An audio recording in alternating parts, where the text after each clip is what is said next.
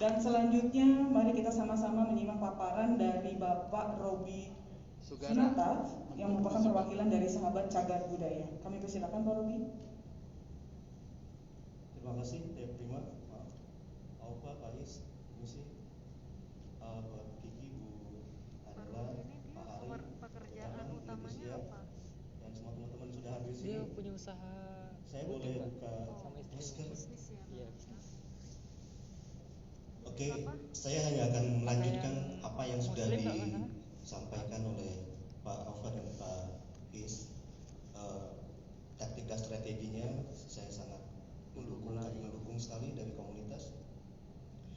Dan ini saya hanya melanjutkan aja. Kalau taktik dan strategi pemasaran, metodenya udah dibahas sama Pak Alfa dan Pak Is.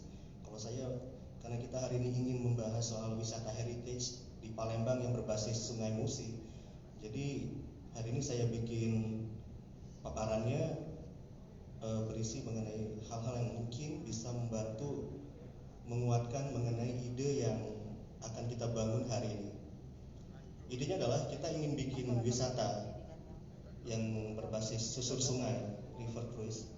Tapi agar ini berbeda dari wisata susur sungai di tempat lain, kita akan buat dia bertema yang sesuai dengan Palembang.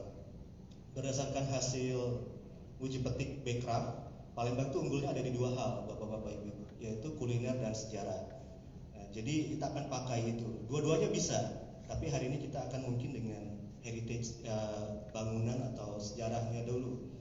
Nah, tema yang hendak kami angkat hari ini adalah Melayu temanya, dengan judul kurang lebih Palembang Hulu Melayu. Nah, tapi sebelum kami mulai, paparan ini hanya sebagai pemantik saja Bapak-bapak Ibu, dan bukan hasil akhir. Ini hanya pemantik. Hasil akhirnya bisa berubah, disesuaikan dengan hasil FGD kita hari ini. Apa yang menurut Bapak-bapak Ibu yang paling cocok, paling sesuai untuk mengembangkan wisata heritage Palembang, itulah yang akan menjadi hasil yang kita sepakati sama-sama hari ini. Karena itu kita butuh banget bantuan, saran, masukan dari Bapak-bapak semua. Saya di sini berdiri di depan bukan karena saya yang paling paham, bukan saya yang paling mahir, bukan. Tapi karena kebetulan apa yang kami kerjakan di Sahabat Cagar Budaya selama beberapa tahun belakangan ini berkesesuaian dengan apa yang hendak dikerjakan oleh Kemenpar Rekap di Palembang. Sahabat Cagar Budaya tahun 2018. Di Palembang ini ada, kayak saya bilang kemarin, kita udah punya ziarah yang berjalan organik secara alami oleh warga, yaitu ziarah Kubro, Imlek, Cengbeng, Cap Gome, dan yang satu lagi ziarah ke Bukit Siguntang. Ini 3 ziarah besar yang dilakukan oleh 3 etnik yang berbeda. Ziarah Kubro oleh Arab Peranakan, Cengbeng, Imlek, dan Cap Gome oleh Cina Peranakan, dan Melayu dan Bukit Siguntang oleh Melayu. Nah, karena produknya sudah ada, walaupun skalanya kecil, yang Melayu ini itu yang hendak kita hari ini hendak kami usulkan untuk di boosting, dibesarkan gitu. Jadi saya mulai aja Bapak Ibu, ini Palembang Hulu Melayu. Saya akan paparkan alasan-alasan kenapa Palembang ini adalah Hulu Melayu. Secara genetik, Melayu itu dimulainya dari daerah yang sekarang dikenal sebagai Kalimantan Utara. Secara genetik ya, kita bicara sains, secara genetik ada penanda genetik markernya, itu dimulai dari orang Melayu, dimulai dari daerah yang sekarang dikenal sebagai Kalimantan Utara. Secara bahasa, Alexander Adler, sarjana dari Australian National University, Adler bilang kalau secara bahasa Melayu itu dimulai dari Kalimantan Barat. Nah, tapi walau genetiknya dimulai dari Kalimantan Timur, bahasanya dimulai dari Kalimantan Barat, tapi yang bertanggung jawab untuk menyebarkan Melayu ini adalah berkat kerja keras Sriwijaya. Nah, kita mulai dulu ini paparan saya yang pertama. Orang-orang Melayu adalah orang yang pelaut ulung. Ini jauh sebelum Sriwijaya ada nih. Ini kita ngobrol Melayunya dulu. Ini penelitian oleh Denis Piaron dari Universitas Toulouse di Prancis. Dia bikin penelitian meneliti mengenai genetik yang ada di Madagaskar. Siapa? Madagaskar. Ini jarak antara Madagaskar dan Indonesia itu 6.000 km. Dan ini 2.000 sampai 3.000 tahun yang lalu, years before present itu 2.000-3.000 tahun yang lalu orang-orang Melayu sudah berlayar sampai ke Madagaskar. Bapak bayangkan, kita sekarang naik perahu, naik di Sungai Musi aja udah pusing, Bapak. Leluhur kita, orang Melayu, naik perahu kayu dengan layar tanpa mesin 2.000 dan sampai 3.000 tahun yang lalu bisa berlayar sampai ke Madagaskar. 6.000 km dari Indonesia, kurang lebih 6 kali panjang Pulau Jawa. Di sana mereka nggak mampir doang, mereka menetap. Jadi kalau di sini ditulisnya dari Borneo, dari Banjarmasin tepatnya. Jadi genetik yang tersisa di situ adalah genetik orang-orang Banjarmasin. Nah, masalahnya Banjarmasin ini genetiknya bercampur, Bapak-bapak. Ada genetik Melayunya dan genetik Dayak Manyan. Gitu. Mungkin yang pernah tinggal di Kalimantan tahu Dayak Manyan. Jadi genetik Melayu bercampur dengan mereka yang melihat arahnya berdasarkan bintang. Kapalnya mereka punya, karena itu kata-kata yang tersisa Melayu di sana, kata-kata yang terkait kapal itu bahasa dari bahasa Melayu. Tapi yang tinggal menetap, karena orang Melayu berdagang, memutari Samudra Hindia ke pesisir timur Afrika, ke Yaman, ke India, yang menjaga pos dagangnya adalah orang Banjarmasin, Dayak Manyan. Karena mereka menetap di situ, bertani untuk menghidupi diri mereka sendiri, membuat alat pertanian, metalurgi. Maka kata-kata yang tersisa dari Banjarmasin adalah kata-kata yang terkait dengan pertanian. Itu kurang lebih, Bapak Ibu. Nah, dan kita adalah orang Melayu, adalah orang pertama yang menetap di Madagaskar. Bisa dilihat di sini. 2.000-3.000 tahun yang lalu kita udah datang ke Madagaskar. Nah, baru 2.000 atau 1.000 tahun yang lalu, 1.000 tahun setelah orang Melayu, baru datang orang Afrika dari suku Bantu ke Madagaskar. Jadi Madagaskar itu duluan dihuni oleh nenek moyang orang Melayu.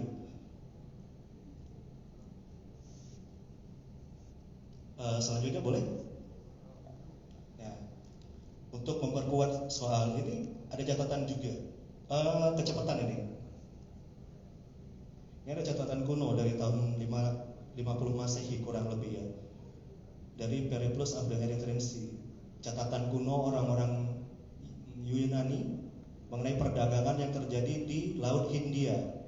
Mereka mencatat bahwa pada abad kedua Masehi, kapal besar dari Asia Tenggara membawa lada dalam jumlah yang sangat banyak ke Asia Selatan. Nah, ini ada dua hal yang ditunjukkan dalam catatan ini.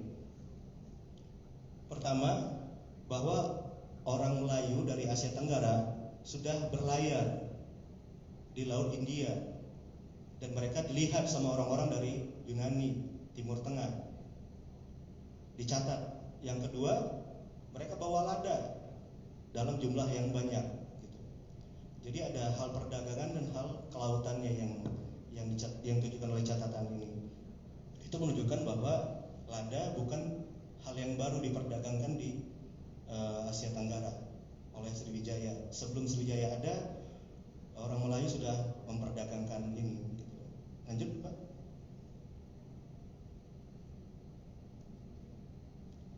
Lalu ini ada kerajaan-kerajaan di Nusantara. Ini adalah 3 kerajaan paling tua yang ada buktinya ya.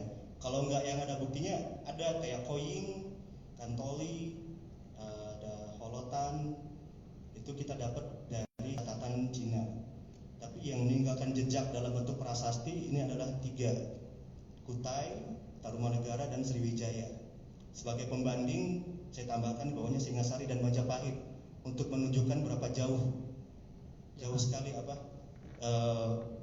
kerajaan-kerajaan ini berada. Lanjut, Pak. Silakan. Nah, ini kita akan bicara soal legasi yang ditinggalkan oleh Sriwijaya, warisannya, yaitu mengenai bahasa. Ini ada yang unik dalam bahasa prasasti yang ada di Nusantara, terutama 3 kerajaan tertua.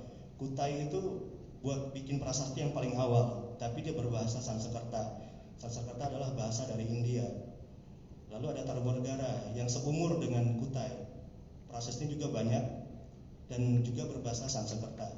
Tapi Sriwijaya yang datang lebih belakangan, sekitar 150 tahun, 200 tahun lebih belakangan, dia punya 6 prasasti tapi semuanya berbahasa Melayu. Walau hurufnya pakai huruf Pallawa dari India, tapi setidaknya bahasa Melayu udah dipakai sejak zaman Sriwijaya.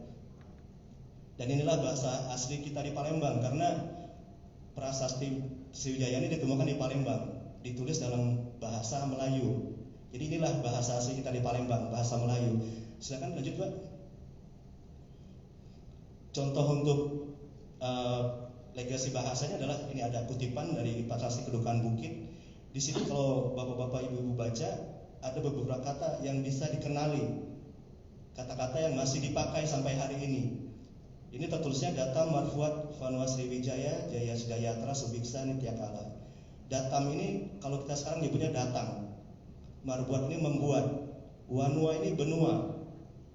Jadi dia datang membuat benua Sriwijaya, yang jaya sejahtera gitu.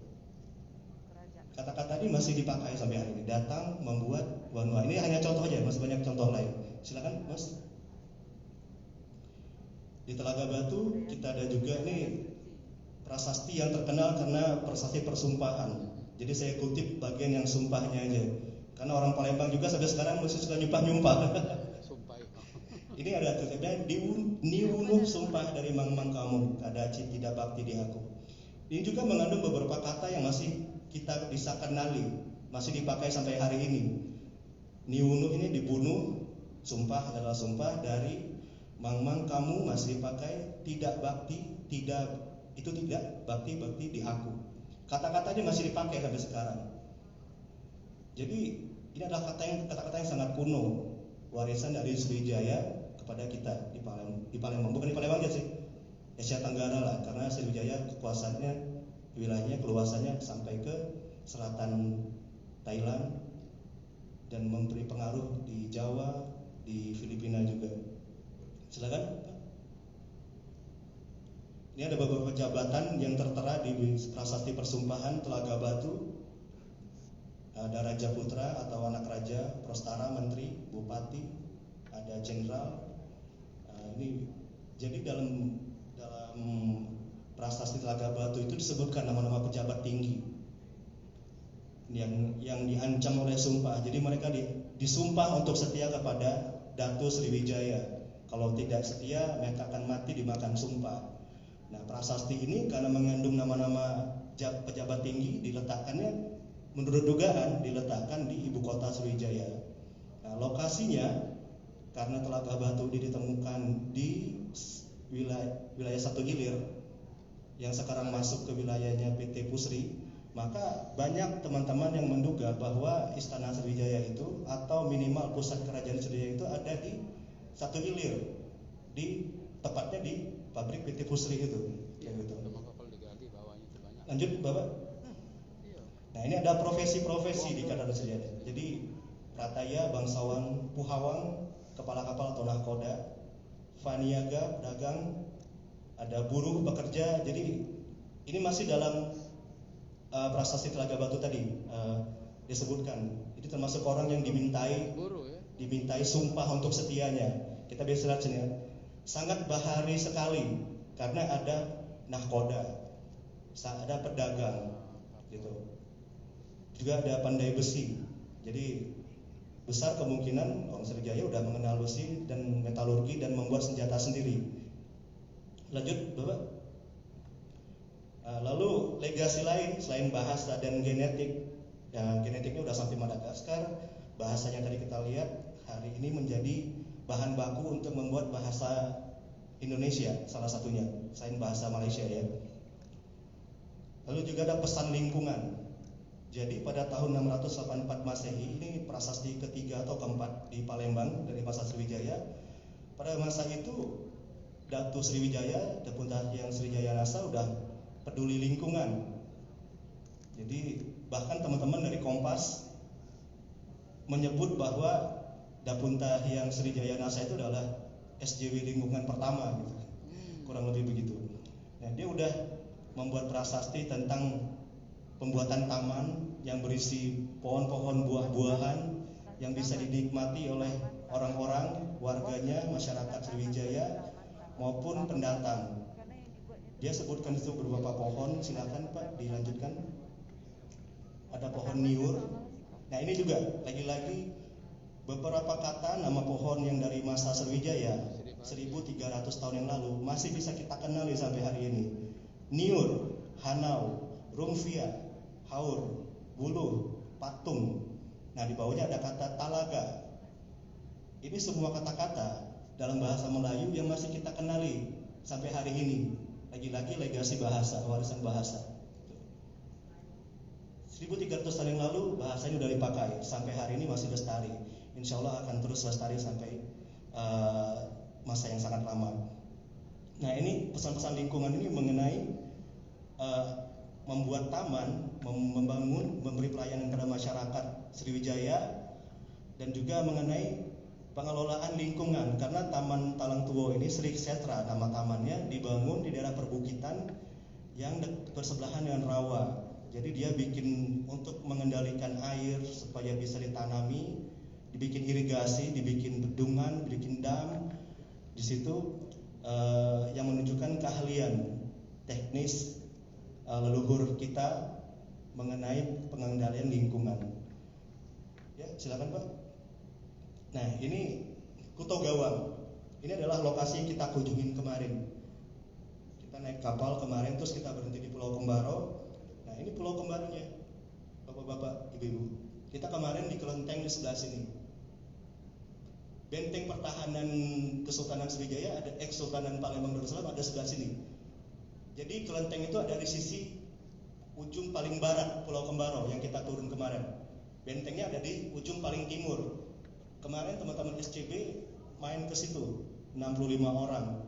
Kita jalan dari Bungalau di tengah sini ke arah sini untuk melihat jejak benteng masa Kesultanan Palembang. Sayang kita nggak nemu apa-apa di sini, tapi kita menemukan bunker, Pak. Tambak Bayo, Tambang Ratu kalau nggak salah, Pak. Atau Tambak Bayo mungkin. Tambak Bayo ya. Nah ini petanya Ibu, Bapak.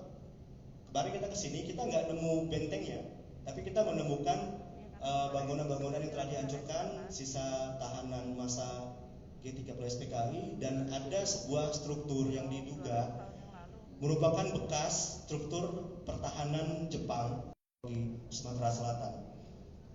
Nah, ini bukan masa Sriwijaya, ini masa peta ini pada masa Kesultanan Palembang. Ini adalah peta Kuto Gawang, dilukiskan orang Belanda. Begini kurang lebih bentuknya. Kita kemarin di sini. Nah, ini sekarang udah nggak ada lagi. Sekarang udah jadi pabriknya PT Pusri. Telaga Batu ditemukan di sebelah sini. Ki Gideng Suro, tempat kita kemarin datang hujan-hujan, itu juga di sebelah sini. Jadi cukup beralasan jika ada teman-teman di Palembang yang berpikir bahwa lingkungan ini adalah istana atau pusat kotanya Sriwijaya. Jadi lokasi ini memang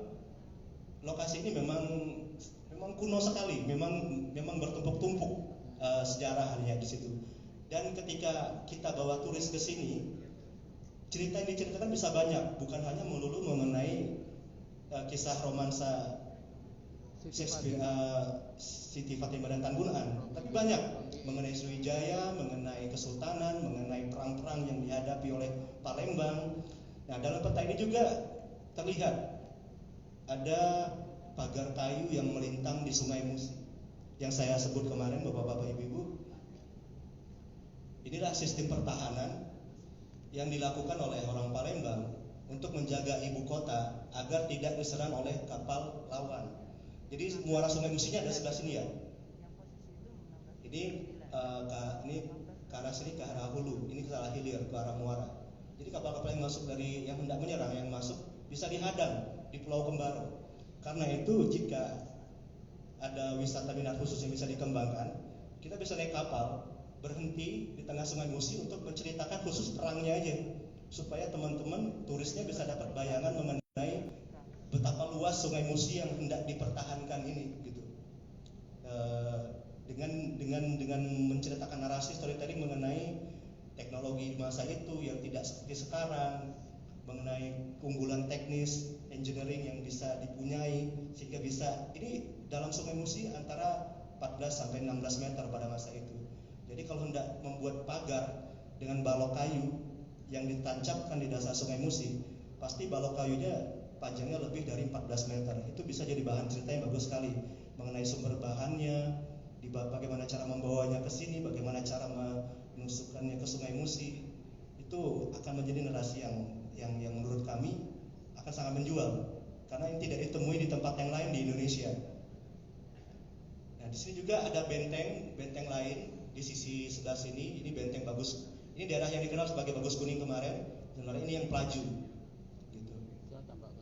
Jadi ini memang kalau ada wisata heritage yang khusus membahas soal perang-perang Palembang, karena Palembang ini sering banget perang. Bukan hanya di masa kesultanan dan kolonial, di masa Sriwijaya juga ada perang-perang. Bisa satu hari membahas perang saja di Sungai Musi. Bawa kapalnya berhenti di depan Kuto Gawang, di depan pabrik PT Pusri atau di sini, terus kita ngobrol aja di kapal mengenai perang-perang yang pernah dialami oleh Palembang.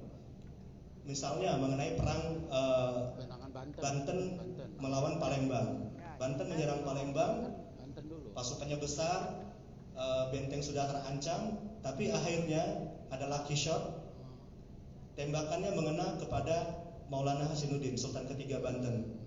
Sultan Hasanuddin gugur, Maulana Hasanuddin gugur dan dibawa pulang. Tapi ada cerita yang menyertainya. Konon dalam sejarah Banten sendiri ada panglima mereka yang ikut tertembak dan ikut meninggal dunia, tewas. Dalam sejarah Banten, panglima itu dibawa pulang ke Banten sama Maulana Hasanuddin. Tapi saya dulu di Pelaju tinggalnya mendengar cerita bahwa panglima itu dimakamkan di Pelaju, di Bagus Kuning, tepat di hadapan benteng. Nah, makam itu dijaga oleh prajurit yang setia kepada si panglima, dan setelah sekian lama prajurit itu berubah menjadi monyet yang menjaga makam keramat ini. Gitu. Kurang lebih begitu ceritanya. Boleh lanjut? Silakan, Mas. Itu harus duduk bareng sama orang Banten. Ini ada yang tadi. Nah, ini yang menarik lagi mengenai pertahanan air berupa cerucuk yang terkait dengan rantai besi. Tidak ada sinyal. Kuto Gawang. Beli dulu sinyal. Berapa sinyal? Kenapa ditambah sinyal? Kita tunggu dulu ya. Oke. Mengenai pertahanan sungai pakai rantai dan kayu tadi, ini ada catatan yang menarik. Kalau yang tadi dari masa Kesultanan 1660 Masehi. Ini ada catatan yang lebih tua, 1225 Masehi, yang ditulis oleh seorang pejabat di bandar ya, pelabuhan di Cina. Dia bikin buku judulnya ini. Dia menulis bahwa di masa lalu Samboja atau Palembang itu menggunakan rantai besi untuk menjadi penghalang agar bajak laut tidak menyerang ibu kota, gitu. Nah, rantai besi ini terhubung dengan alat yang cerdik yang bisa membuat rantai besi itu dinaikkan atau diturunkan. Kalau kapal dagang datang, rantainya diturunkan. Tapi kalau yang bajak laut datang, rantainya dinaikkan. Nah, kita nggak tahu ini ada di mana. Chow Jokua menulis saja. Dia hanya menyebutkan di ibu kota Palembang. Tapi kalau bisa boleh dibalikin lagi Pak ke slide sebelumnya. Tapi kalau kita ngelihat peta yang tadi, yang ini, kita langsung teringat, jangan-jangan apa yang dilakukan oleh Kesultanan Palembang itu hanya meneruskan tradisi yang telah ada dari masa Sriwijaya.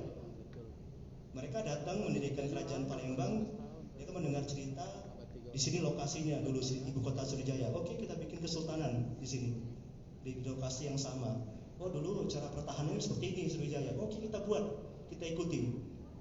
Ini hanya duga-duga ya, jangan-jangan. Ini adalah tugas teman-teman akademisi untuk memastikannya. Bu Farida, Pak Dedi, Kak Yudi.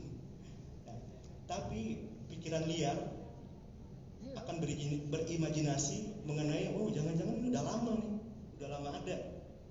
Dan menurut kami ini akan jadi narasi yang bagus, karena kita tidak bisa menghalangi narasi imajinasi para turis ya. Kita hanya memberikan data, biar tulisan sendiri menafsirkan seperti apa, kayak gitu. Dengan imajinasi yang mereka punya.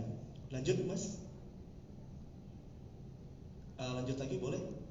Nah, pada akhirnya Melayu menyebar kemana-mana, ke Madagaskar, ke Kalimantan, ke Jawa, Sulawesi Selatan, ke Manila. Di Manila ini kita tahun 900 Masehi ini ada prasasti Manila gitu, yang berisi kata-kata campuran bahasa Melayu, ada bahasa Jawa, ada kata-kata dalam bahasa Jawa juga gitu, yang menunjukkan adalah pengaruh Melayu melalui mungkin para penguasa mereka di Jawa yang mengeluarkan prasasti yang isinya mengenai pengampunan, pemutihan hutang.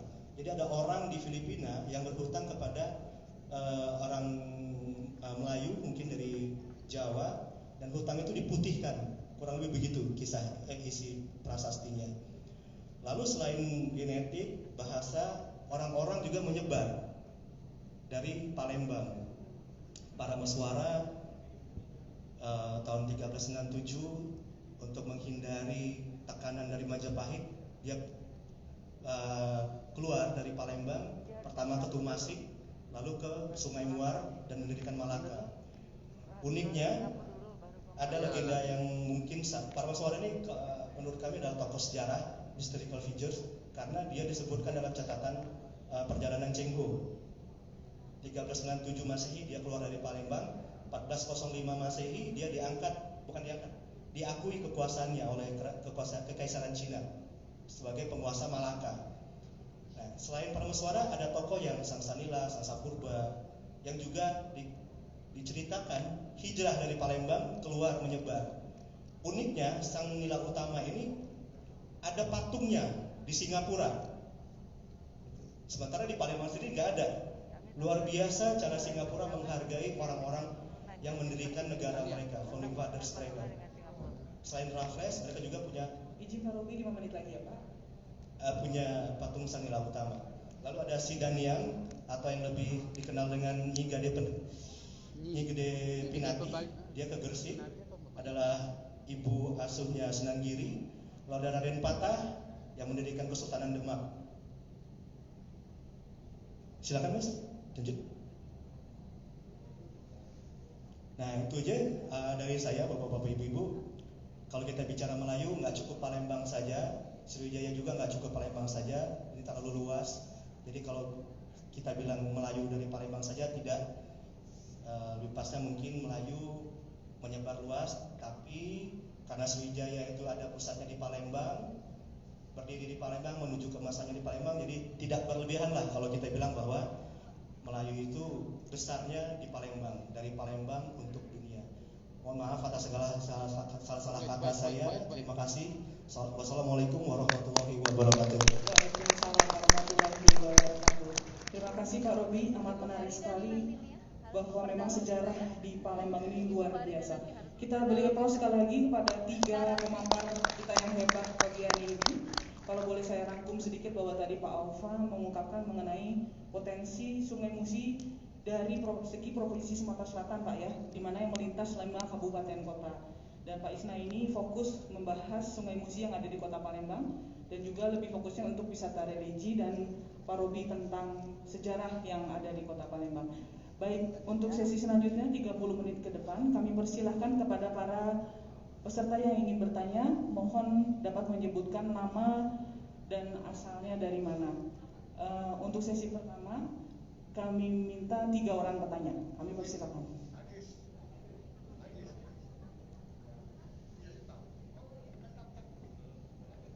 Kami persilakan Pak